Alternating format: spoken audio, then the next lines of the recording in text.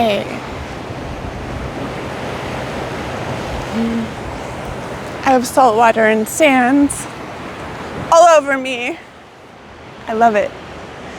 Let's start by standing. Maybe standing a little more narrow than you're used to.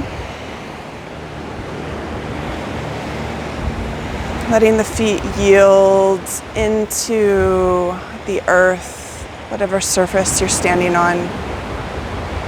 This is great to do walking activities in the sand because I was thinking about how I do a lot of rock hopping and being on uneven landscape, which is so good for proprioception.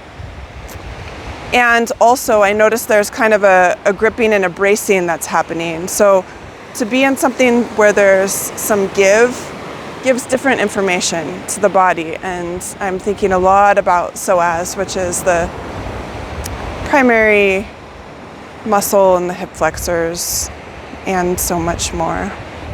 So let's start by just doing a little anterior tilt and posterior tilt. And depending on the shape of your pelvis and where the hip socket is, the acetabulum, if it's further forward or further back, it changes the relationship with the transference of information, weight coming back up through the leg and the spine.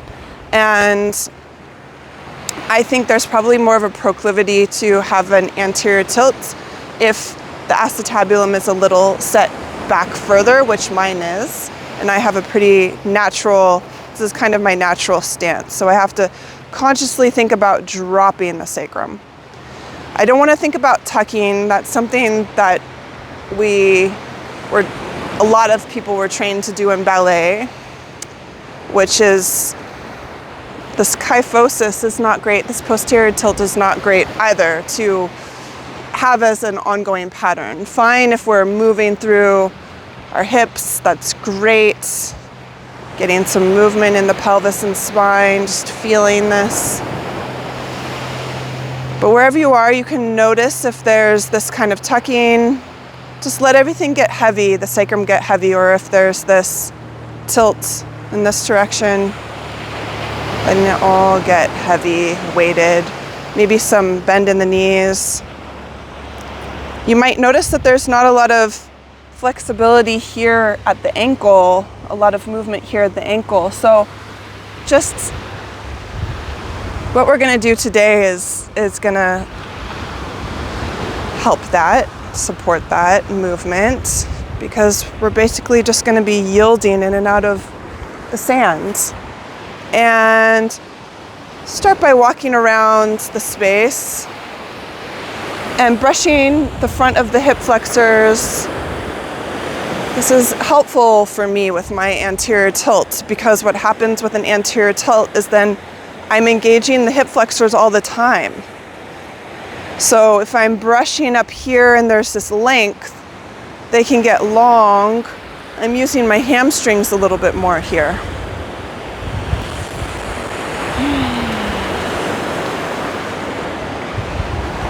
And then the other thing I notice with a lot of people, myself included, I call them floppy feet. I kind of just let my feet flop. They're a little bit disengaged, little pigeon toe. But if I'm thinking about my feet and articulating through the joints, rolling through the feet, I'm slowing it down, but it's helpful then to speed it up.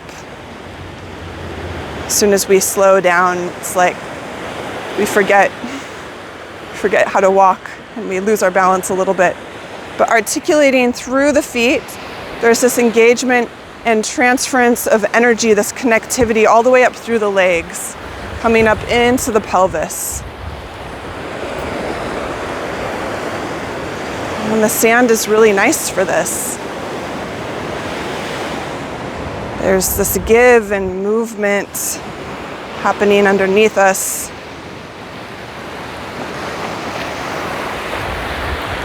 And then we can practice, because we're not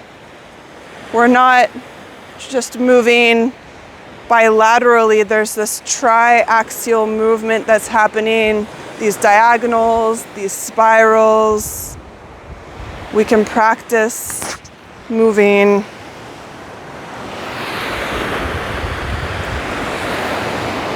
arms swinging, or maybe not swinging, but the opposite arm to the opposite leg. And there's this spiral that's happening in my body,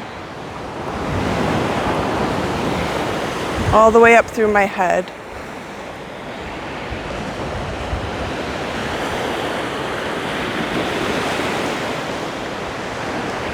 And then when we speed that up, it's not as exaggerated, but you might feel it. You might feel a kind of almost figure eight pattern that's happening in the hips, in the hip socket.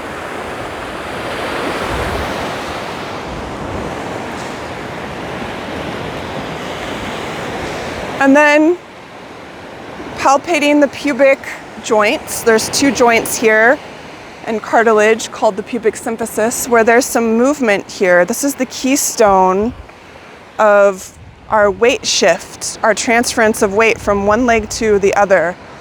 So just moving back and forth from one foot to the other. Feel this weight shift that's happening.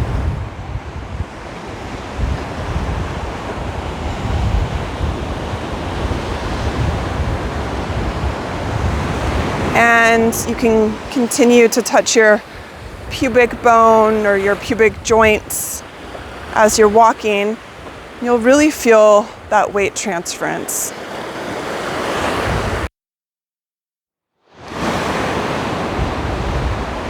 And then letting all of these ideas go. Just let yourself walk around in the space. You're bringing your gaze up instead of looking down. Still having a long back of the neck. Crown of the head floating up. Letting yourself take in information through your eyes.